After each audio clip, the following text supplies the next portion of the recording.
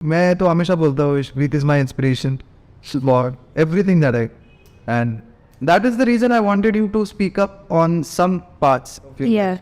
But now that childhood has passed and I know कि वहाँ पे कुछ happy moments भी थे. There were Definitely. बहुत सारे किस्से होते हैं हमेशा, जैसे तू मुझे बताती कि मैं जब उस पे थी तो मैं हम लोग 2-2 रुपए 1-1 रुपया जोड़ के Correct. कुछ खाते थे. तो what is it about? Okay so देखो मेरा एक चीज़ ये भी थी कि हम जॉइंट फैमिली से बिलोंग करते थे. और जॉइंट फैमिली में कैसे होता था कि मतलब चलो बड़ों का आपस में कुछ भी मन मुटाव हो, लेकिन जो छोटे होते थे वो छोटी छोटी चीज़ों में इंजॉय ज़रूर करते थे.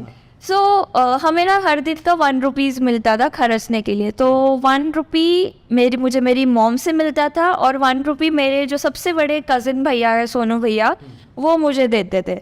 बट अभी उसमें मेरे जो कॉलोनी में मतलब मार्केट में एक पेस्ट्री शॉप थी, तो वहाँ पे आपको 4 रुपीज़ की पेस्ट्री मिलती थी. अब मुझे अगर वो पेस्ट्री खानी है ना तो मैं 2 दिन पैसे जोड़ती थी और फिर उसके बाद जाके, और उनके पास 5 रुपीज़ की भी थी तो मैं 3 दिन पैसे जोड़ती थी और फिर 5 रुपीज़ की जाके पेस्ट्री खाती थी. That teaches you a lot. A lot of things. Then there was a time when I was like I am still excited to go to gurdwara in evening because वहाँ पे शब्द पढ़ने मिलते थे हारमोनियम पे.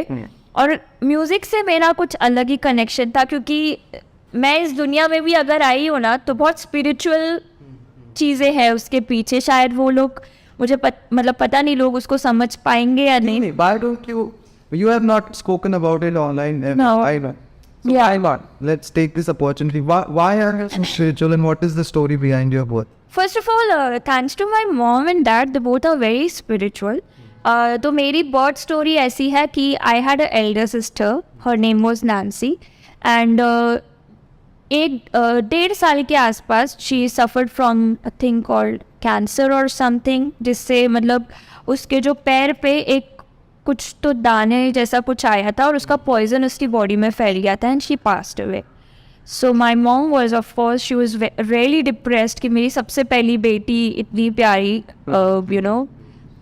तो उसके बाद हमारे घर पे गगनगिरी महाराज जी को बहुत मानते हैं. दो वी आर पंजाबीज, लेकिन हमारे घर में जैसे मराठी जैसे बोलते हैं ना, ऐसा कोई मराठी बच्चा भी नहीं बोलता होगा. My dad and they all. हमारे पापा से मिलता ऐसा लगता ही नहीं कि महाराष्ट्र. एग्जैक्टली हमारे घर में पाठ पूजा सब, गणेश भगवान जी शिव जी के व्रत सब होते हैं. और हमारे घर में ना ऐसी चीज़ें बहुत है spiritually. Thankfully our whole family is spiritual.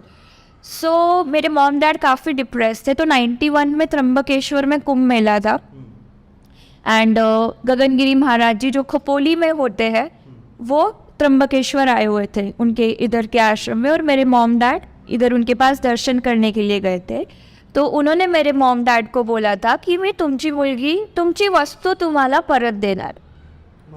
महाराज जी ने बोला था मेरे मॉम डैड को. तो ऐसा है कि आज अगर नैन्सी दी होती तो मैं नहीं होती, और मैं हूँ तो वो नहीं है. सो या I came back, may be you can say उनको तो ऐसे ही लगता है. They also thought like to name me Nancy only, but फिर उनका था कि चलो जो पास जो जा चुका है उसका नाम नहीं रखते. So that's how I got into this world.